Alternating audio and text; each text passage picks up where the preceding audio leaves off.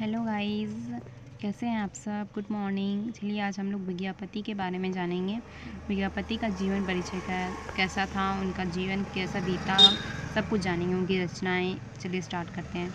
विज्ञापति का जन्म सन 1352 यानी 1352 ईस्वी को उत्तरी बिहारी के मिथिला क्षेत्र के विस्पी गांव में एक सेठ ब्राह्मण परिवार में हुआ था।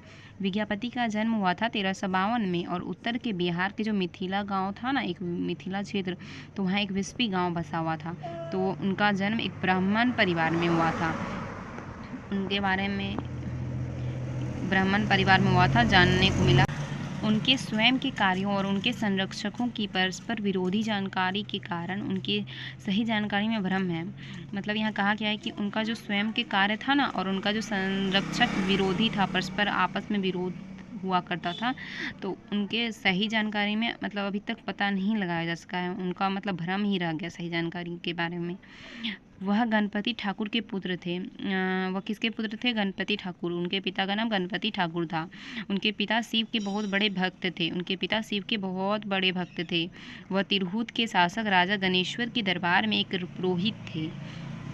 वो तिरहुत के जो शासक थे ना, गणेश्वर, उनका दरबार में एक पुरोहित का काम करते थे।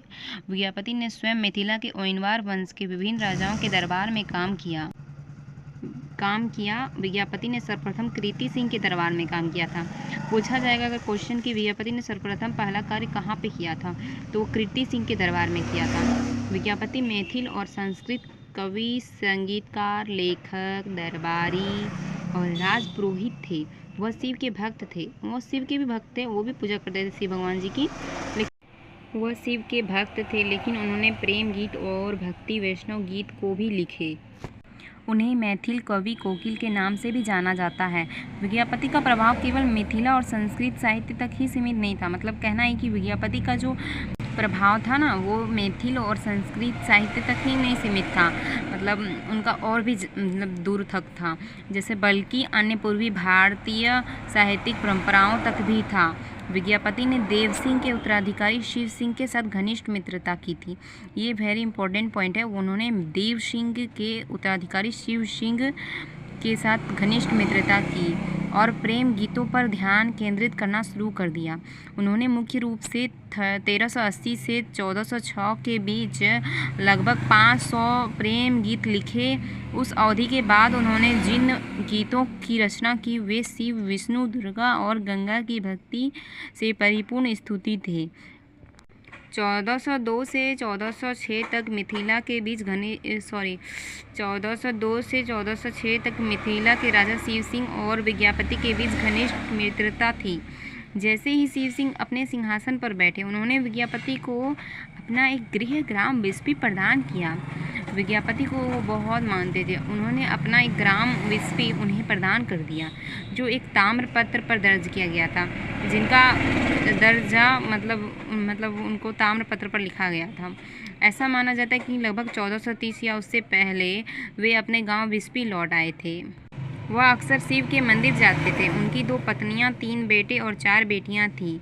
विज्ञापति ने जिन राजाओं के लिए काम किया, उनकी स्वतंत्रता को अक्सर मुस्लिम सुल्तानों द्वारा घुसपैठ से खतरा था।